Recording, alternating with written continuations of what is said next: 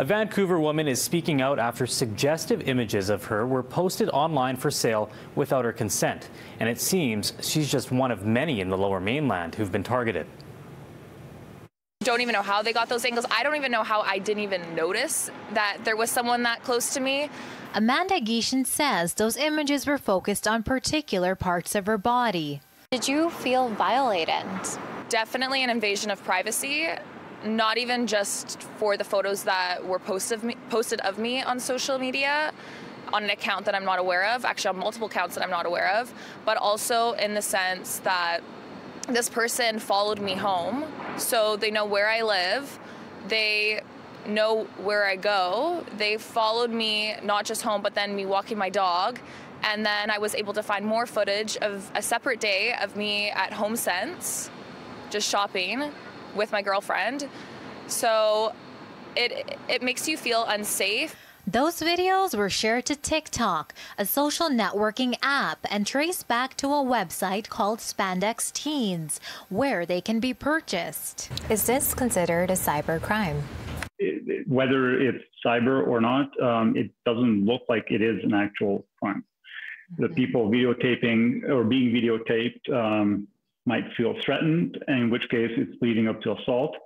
But aside from that, they are recording in public, and that doesn't seem to be a crime. If minors are involved, then these websites do tend to want to take action because they don't want to be affiliated with that sort of activity. The difficulty becomes proving that that is a minor.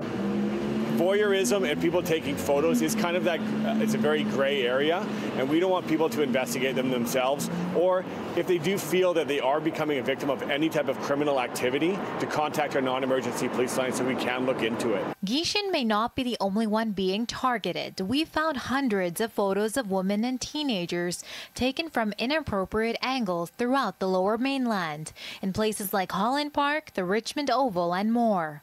Every incident is going to be taken on its own merit. For someone taking photographs in public, obviously it's not illegal.